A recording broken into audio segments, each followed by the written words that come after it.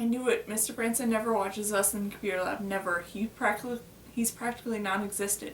Because we run these tutorials that tell us how to use Microsoft Excel or Word or some other evil empire program. Mr. Branson types away on his own computer, which sits in the corner of his desk.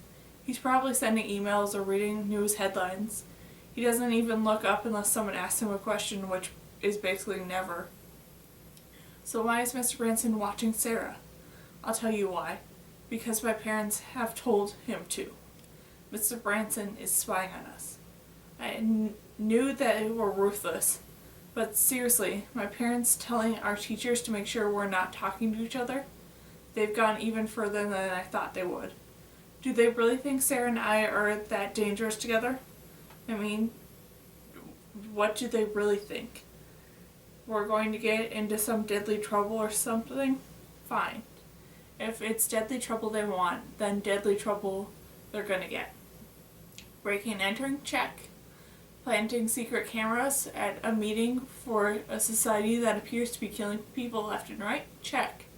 Seeing Sarah as much as I want? Check, check, check. I don't even care anymore. I've calmed down a little bit, but I'm still mad. I went for a long walk. I don't feel like writing. I sat through dinner and said almost nothing. Henry leaves tomorrow, so I sort of felt bad. But I couldn't even look at my parents.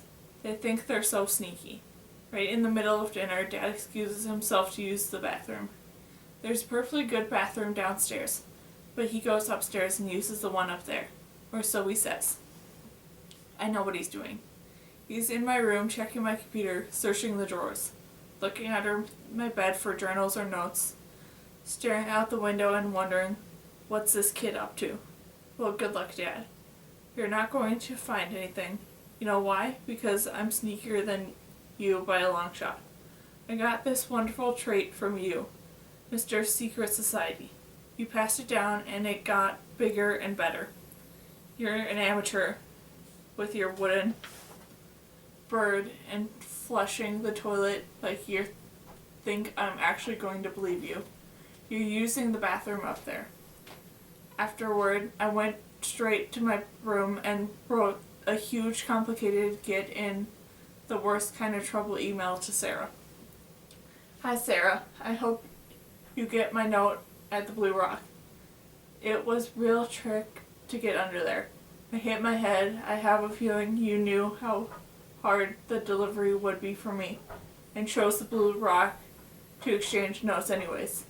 Hey, if it puts a smile on your face, I'm happy. Speaking of smile, you were doing a lot of that when you tricked me with the Carl Kolchak video.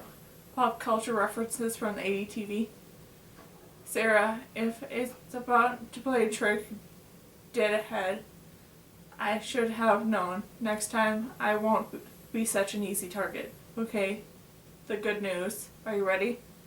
I know how to get inside Longhorn in the middle of the night when it's closed up. I spend a lot of time in a place because Dad runs the Fly Fisherman's Club.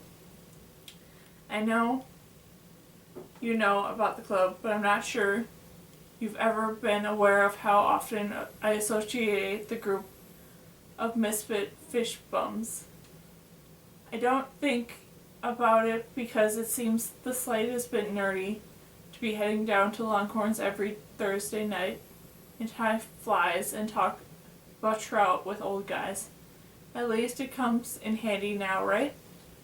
Here's how I know you get yourself in there after hours. There's a window in the men's bathroom. I know it's a paint shop because I check it once to see for myself.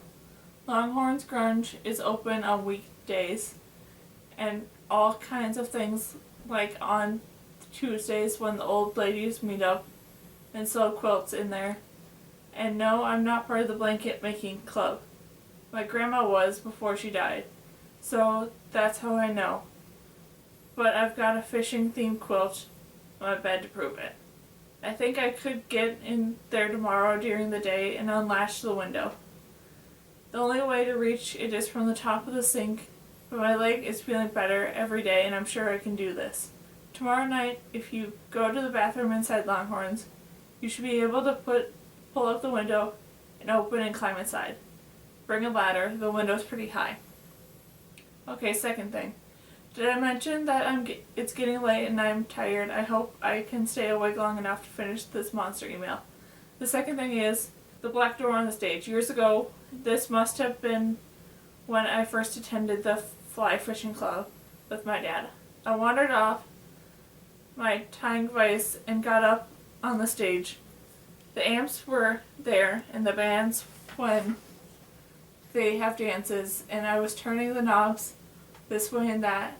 There's a drum set on the stage too. They just leave it there because it's so hard to move, I guess. So I started tapping on the drum set and my dad hollered at me. I stopped. That was when I saw the black door. I fell asleep at my desk. This is bad, real bad. I didn't finish the email to Sarah. The screen is black on my laptop. I went to sleep a few minutes after I did, so the screen went dim and I can't be sure that nobody came in here and saw it. All you have to do is wipe your hand across the mouse. The screen comes back on, big and bright, and I'm in huge trouble. I moved the mouse and it came back right where I left off. That was when I saw the black door. I remember what happened. I took a break and leaned back in my chair, rubbed my leg because I felt like I was falling asleep. I had turned the lights off, so it was totally dark except for the light from my screen. I leaned forward again, placed my elbow on my desk, rested my head in my hand. That's the last thing I remember. A couple of minutes later, the screen must have gone dark. I woke up in the pitch black of my room, and I decided right there, then and there, that falling asleep was just the beginning of my problems. The real problem was what woke me up. Old Joe Bush. He was in my room. I'm sure of it. I heard him. I heard his leg dragging down the hallway. I didn't dream it. I know I didn't dream it. You know what? I know how I know I didn't dream it? Because I did something then, something I should not have done. By the light of my computer monitor, I crept over to the dark side of the moon poster, the one that covered the words on my wall. Don't make me come looking for you.